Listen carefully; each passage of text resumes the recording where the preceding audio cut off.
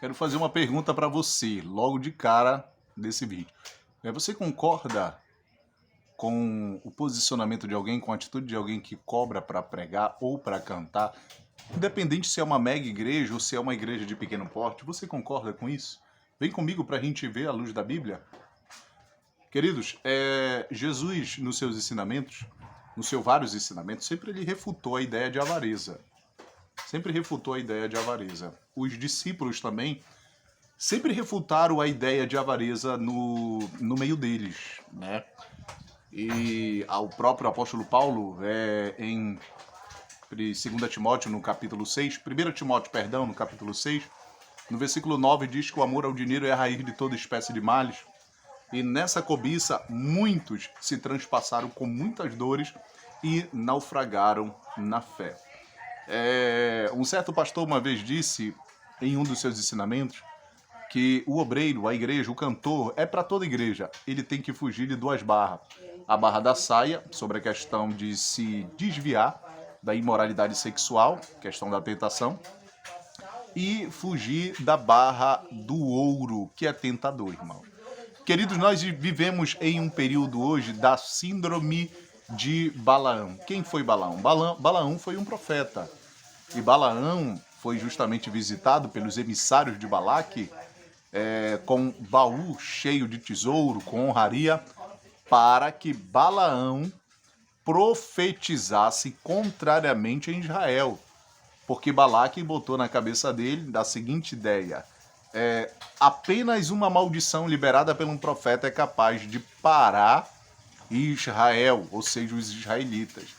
Queridos, e hoje nós vivemos isso. O próprio apóstolo Pedro, Judas, vai mencionar que muitos falsos pregadores e cantores, profetas, pastores, missionários que se dizem que estão servindo a Deus com seus dons, estão indo, não é todos, estão indo pelo mesmo caminho de Balaão. Paulo vai falar em 2 Coríntios, no capítulo 9, que... irmãos, perdão.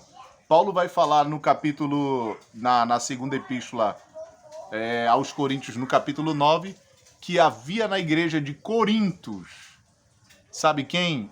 Obreiros fraudulentos, obreiros movidos pela avareza, pela ganância do seu coração, movido pelo dinheiro. Queridos, e hoje nós estamos a maior indústria gospel de promover e dar visibilidades, principalmente a cantores e a pregadores, é o nosso meio, o meio gospel, que dá tanta visibilidade. E queridos, cá entre nós aqui, olha o que nós estamos vendo hoje. Pessoas que não eram absolutamente nada. Nós não somos nada, tá? Nós não somos nada. Pessoas que não eram absolutamente nada, que não tinham visibilidade nenhuma, que vieram de uma vida difícil, né? Quando dão seu testemunho, que viviam na roça, que catavam latinha para sobreviver, que só tinham água dentro da geladeira, a geladeira parecia um oceano, só água dentro, que não tinha o prazer de tomar um café com leite, testemunhos assim que tocam a alma hoje aí de várias pessoas aí, que fazem com que as pessoas chorem, que levam as pessoas, meu Deus, a ter aquela sensibilidade de ver o testemunho do pregador, ou do cantor, ou da cantora, e que depois que fazem fortuna em cima da igreja, percebe que a igreja é o melhor lugar, sabe para quê? Para barganhar, para se vender, para fazer da igreja um produto, para lucrar, para fazer fortuna no meio da igreja. E quando fazem fortuna na igreja, sabe o que acabam fazendo? Em retribuição, acabam virando as costas, falando mal, menosprezando a igreja e cuspindo no prato que comeu. Queridos, eu sou contrário, eu me mostro, eu aqui, pastor Rafael, eu me mostro contrário a alguém que se vende, que um pastor de uma cidade entre em contato com ele e ele, com a cara mais cínica, cobra um cachê, fecha 1h30 do seu tempo para pregar, para cantar num púlpito por 30, 40, 50 mil reais. Talvez você discorde do que eu estou falando aqui nesse vídeo aqui. Talvez você diga, pastor, mas a Bíblia diz que digno é o operário do seu salário. Querido, leia o texto com calma e você vai perceber que Deus, o próprio Cristo, está falando, sabe de quê? De homens fiéis à missão. Homens fiéis à palavra, homens fiéis a Deus. Não estou falando de uma corte aí de meia dúzia aí, que são golpista, vigarista, e que viram a igreja como um meio de se lucrar, de fazer fortuna, de ganhar visibilidade. Porque Deus exalta, irmãos. Mas a Bíblia diz em Tiago, no capítulo de número 4, que Deus resiste ao soberbo. Deus abate ao soberbo, mas dá graça aos humildes. Jesus, em Mateus, capítulo de número 10, ele enviou pela primeira vez os discípulos a pregar. Aí ele deu um monte de instrução, tá? Ele falou sobre dons espirituais, ele deu uma capacidade sobrenatural, autoridade para ele expulsar demônio, curar toda sorte de enfermidade, pregar o evangelho. Na unção mesmo, com entusiasmo, com toda a ousadia, sabendo dos riscos na obra missionária. E depois ele disse assim, vocês não estão recebendo de graça? Estamos recebendo de graça. Porque eu quero que vocês desenvolvam a chamada de vocês, o ministério de vocês na simplicidade. Longe da ideia equivocada que muitos hoje têm por aí, de achar, eu estou fazendo a obra de Deus e por eu estar fazendo a obra de Deus eu tenho que pedir um cachê, eu tenho que me valorizar. Eu tenho que me valorizar, então eu tenho que ter um cachê gordinho de 40, 50, 30, 25 mil. Queridos, que isso? São lobo. São mercenários. Obreiros fraudulentos. Pessoas que nunca disponibilizaram, pode até, aqui, vamos abrir aqui um parêntese, pode até ter começado servindo o dom espiritual que não é dele, entendeu? Servindo a igreja na simplicidade. Mas que quando caiu na indústria gospel, que começou a ter visibilidade, aí o camarada começa a se relacionar socialmente com outros bandidos, com outras cordas, aí o pensamento, aquela de humildade de servir a igreja, eu não estou falando de questão de servir a igreja de graça, não é isso. Mas de disponibilizar, independente de ser uma mega igreja, independente de ser uma igreja de pequeno porte, mas de disponibilizar o dom que não é dele, mas o dom que é de Deus para servir a igreja. Sabe de que forma? Dessa forma que, se eu sou um pastor e sou chamado para pregar em tal lugar, queridos, a gente conversa dessa seguinte forma. Talvez você não concorde no que eu vou falar aqui agora, tá bom? Mas isso era para funcionar assim. Pastor, eu tenho a minha família, tudo. Eu vou sim aí, será uma honra servir a sua igreja. Será uma honra cantar aí, servir a sua igreja. Mas quanto é seu cachê? Pastor, não se preocupe.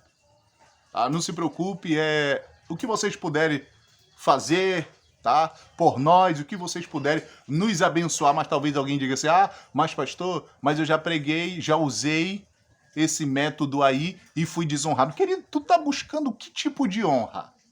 Tu tá buscando a honra daqui ou tu tá buscando a honra do céu? A gente precisa conhecer um pouco mais de história.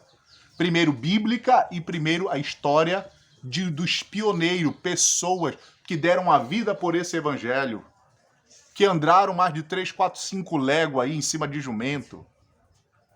Entendeu? Recebendo a provisão de Deus, a ajuda de Deus, sendo sustentado. Olha o que aí eu acredito que os homens de Deus precisam de fato ser honrados, pastores precisam ser honrados, pregadores precisam ser honrados, porque eu estou falando de pessoas de Deus. Eu não estou falando de falso profeta, eu não estou falando de vigarista, de salafraio, de golpista no meio da igreja, que está acostumado a aplicar golpe, acostumado a fechar a agenda de 3, 4, 5 dias, e no final passar aquele envelope ali, estipular um valor, dizer que se o povo fizer o desafio, fizer a campanha e depositar X, as portas se abrirão, tudo que está travado será destravado. Queridos, isso daí é uma quadrilha de bandido. Isso é uma quadrilha de bandido. Agora, uma igreja que vai trazer um pregador de longe, um cantor de longe, queridos, eu sou a favor com que honre essas pessoas, com que converse pelo telefone. Mas o problema nos dias de hoje, no nosso meio, é como volta a repetir, o camarada não era nada. Não era absolutamente nada. Aí se baseia, se espelha, mira em cantores hoje por aí de fama que são milionários hoje, aí pregadores que são milionários. Aí eles dizem assim, não, esses aí valorizaram o ministério dele também, então eu tenho que me valorizar.